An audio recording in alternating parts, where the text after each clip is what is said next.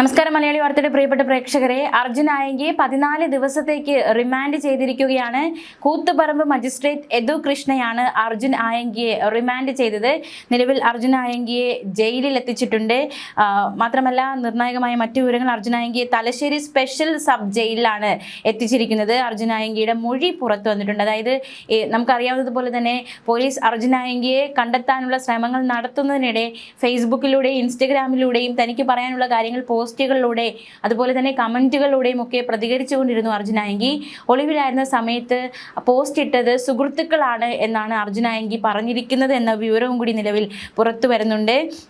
പ്രത്യേകിച്ച് ആഭ്യന്തരമന്ത്രി രമേശ് ചെന്നിത്തലയെ ഭീഷണിപ്പെടുത്തി എന്നാരോപിച്ച് പ്രസിഡന്റ് മാർട്ടിൻ ജോർജ് നൽകിയ പരാതിയിലാണ് കണ്ണൂർ സൈബർ പോലീസ് രജിസ്റ്റർ ചെയ്ത കേസ്. ആ കേസിലാണ് ഇപ്പോൾ നിലവിൽ അർജുൻ ആയങ്കിയെ റിമാൻഡ് ചെയ്തിരിക്കുന്നത്. തലശ്ശേരി സബ് ജയിലിലേക്കാണ് ഇപ്പോൾ അർജുൻ ആയങ്കിയെ എത്തിച്ചിരിക്കുന്നത്. 14 ദിവസം അർജുൻ ആയങ്കി ജയിലിലായിരിക്കും. ഈ ഫേസ്ബുക്ക് പോസ്റ്റുകളും ഇൻസ്റ്റയിൽ പോസ്റ്റ് ഇട്ടതുമൊക്കെ സുഹൃത്തെന്നാണ് അർജുൻ പോലീസിനോട് പറഞ്ഞിരിക്കുന്നത്.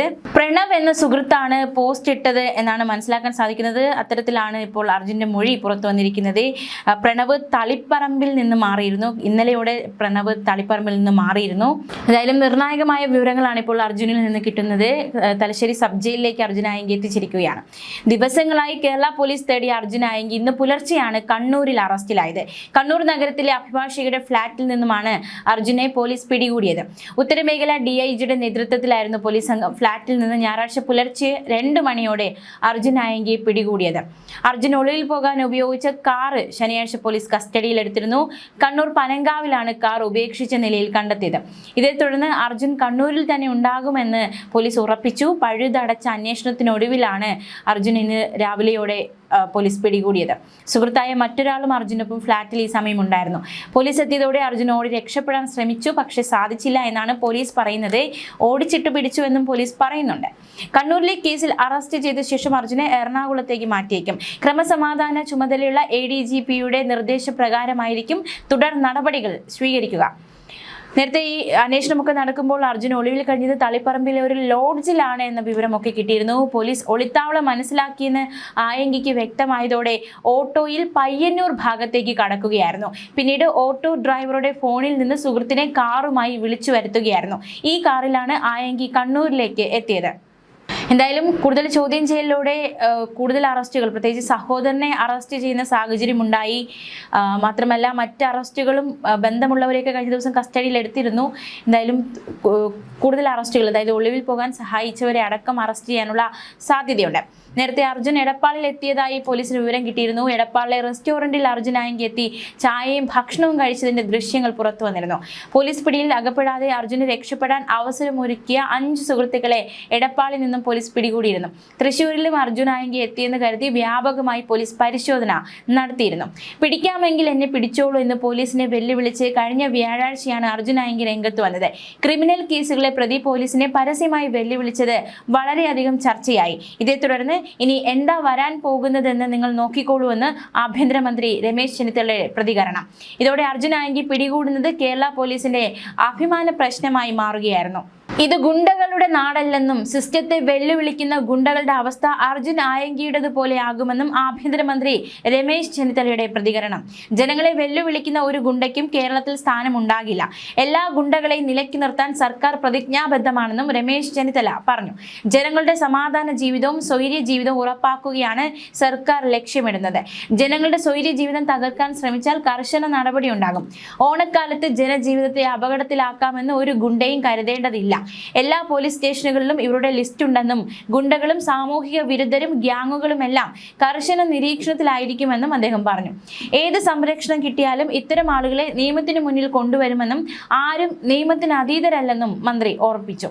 വലിയ തോതിലുള്ള സാമ്പത്തിക നേട്ടങ്ങൾക്ക് വേണ്ടി ഇത്തരം പ്രവർത്തനങ്ങൾ ഏർപ്പെടുന്നവരെ ആരും സംരക്ഷിക്കില്ല. മുൻ മുഖ്യമന്ത്രിയും MP ജയരാജനും അർജുൻ ആയങ്കി തള്ളിപ്പറഞ്ഞത് ഇതിന് തെളിവാണ്.